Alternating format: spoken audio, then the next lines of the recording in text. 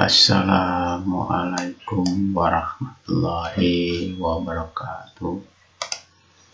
Pada pertemuan kali ini kita akan membahas tentang hukum dua termodinamika, yaitu berbunyi secara spontan, kalor mengalir dari suhu yang tinggi ke suhu yang rendah. Tapi tidak mungkin dia akan mengalir dari suhu rendah ke yang tinggi. Ini dinyatakan oleh Thomas Kelvin dan Clausius, yaitu kalor tidak mengalir spontan dari dingin ke panas kecuali ada usaha dari luar. Yang kedua, tidak ada mesin yang dapat mengubah kalor menjadi usaha secara utuh dan reversibel. Reversibel itu adalah proses dari A ke B, dari B ke A, atau proses dapat balik. Tidak ada mesin yang bekerja hanya dengan mengambil energi dari reservoir panas, kemudian dibuang semuanya menjadi mesin abadi. Itu tidak mungkin. Nah, hukum termodinamika kedua ini adalah hukum yang diambil dari kesimpulan dari Kelvin Planck dan Clausius. Menurut Kelvin Planck, tidak mungkin mesin bekerja dalam suatu siklus menerima dari satu reservoir dan seluruhnya menjadi usaha. Kalau menurut Clausius, tidak mungkin suatu mesin bekerja dalam satu siklus mengambil dari reservoir yang memiliki suhu tinggi tanpa memerlukan usaha dari luar. Jadi proses tadi reversibel dan irreversibel, saya katakan bahwa proses reversibel itu adalah proses di mana dari A ke B, dari B ke A, atau proses dapat balik kalau di dalam kimia ya. Jadi prosesnya setimbang. Kalau proses irreversibel itu proses yang tidak seimbang. Meskipun pada kenyataan dalam kehidupan ditemukan proses irreversibel, tidak ada yang proses reversibel. Tapi karena proses ini dijadikan pendekatan dalam teori termodinamika, maka kita akan membahas proses reversibel di dalam termodinamika. Nah, ini proses yang terjadi pada mesin kalor menurut Kelvin Planck. Jadi menurut Kelvin Planck ada kalor yang didapat dari suhu tinggi masuk ke dalam mesin. Nah, di dalam mesin itu Q1-nya itu digunakan untuk melakukan usaha dan membuangnya di Q2 ya.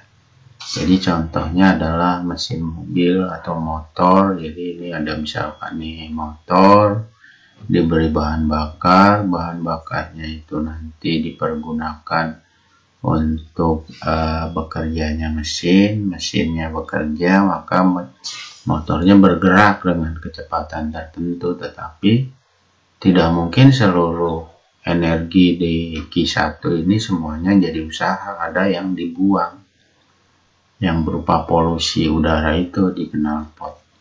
Nah, itulah yang disebut mesin kalor.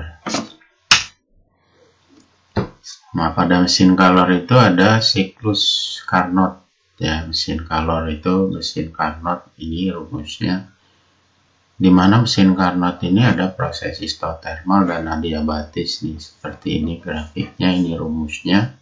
Usahanya adalah Q1 kurang Q2, di mana efisiensi mesin nggak mungkin 100%, sehingga rumusnya 1 min Q2 per Q1 kali 100 atau T2 per 1.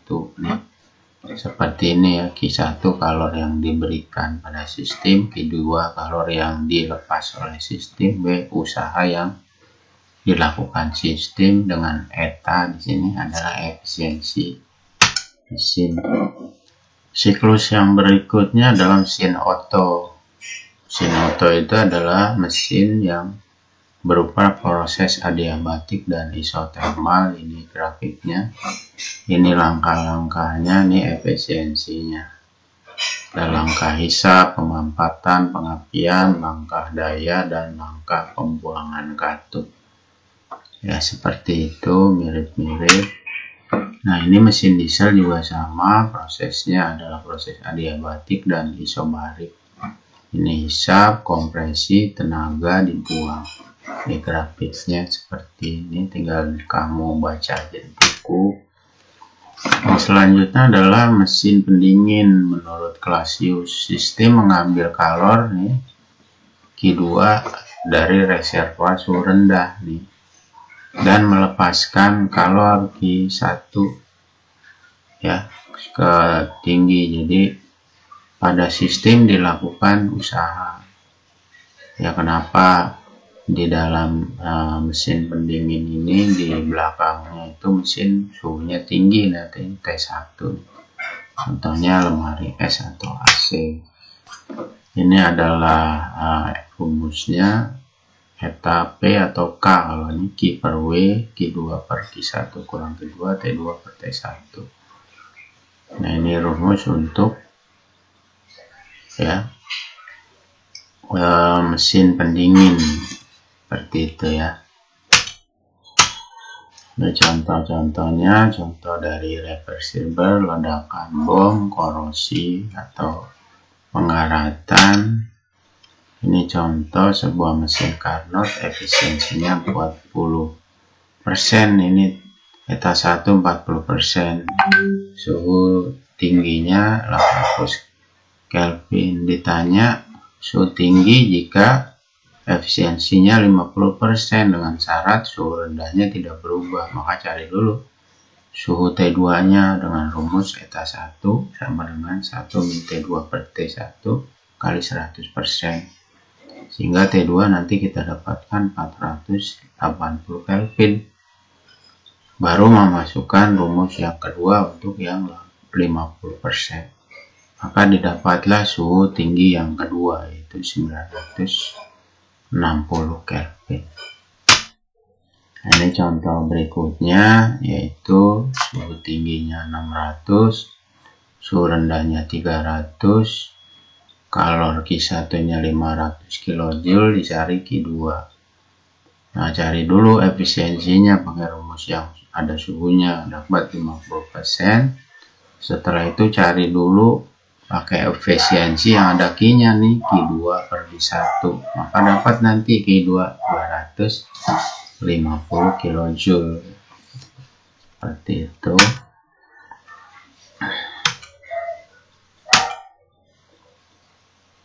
Ya, kita lihat di sini contoh berikutnya. Ya, ini sama, ada suhu T1. Kalau Celsius harus dijadikan Kelvin, suhunya dapat. Efisiensinya nih rumus yang sederhana aja kayak tadi, seperti itu. Nah ini juga sama, mencari selisih ya, selisih efisiensi dari sini sama ya. Kita dapatkan penurunan sekuensial, selisihnya adalah awal kurang akhir 80 Kelvin. Di yang 40% kita dapatkan suhu tingginya. Setelah itu cari T2 nya ya, ketemu T2 nya yang 60%, selisihnya kita dapatkan seperti ini. Nah ini contoh untuk mesin pendingin atau lemari es, suhu rendahnya berarti T2. Nah ini min 21,23 derajat Celcius, Kelvin selalu dijadikan Kelvin. Q2 nya 350 Joule, ditanya adalah W. Cari dulu efisiensinya atau K ya. K adalah T2 per T1 kurang T2, K nya 2,7, K itu juga rumusnya Q2 per W. maka usahanya adalah 140 Joule. Seperti itu. Yang terakhir adalah entropi. Jadi yang disebut entropi adalah ukuran ketidakteraturan ya, di alam ini. Jadi entropi merupakan besaran termodinamika yang menyerupai perubahan setiap keadaan, di mana entropi itu adalah ada keadaan awal, ada keadaan akhir, di mana keadaan akhir dikurangi keadaan awal, itulah entropi. Rumusnya adalah Q per T. Ini perubahan entropi J per K, Q kalor, T suhu mutlak. Ya. Nah, ini dapatnya dari mana ya? Dari rumus efisiensi mesin Carnot. Ya, seperti ini ya, didapatkan pada saat entropi awal diamin. Kenapa? Karena suhu tingginya berkurang. Di sini Q-nya positif. Kenapa? Karena suhu kalor pada Q2-nya bertambah dari Q1, maka perubahan entropinya sama dengan 0. Jadi di alam ini untuk mencapai satu kesetimbangan, kita harus perubahan entropinya harus 0. Kalau di alam ini entropinya tidak ada 0, maka tidak ada keteraturan.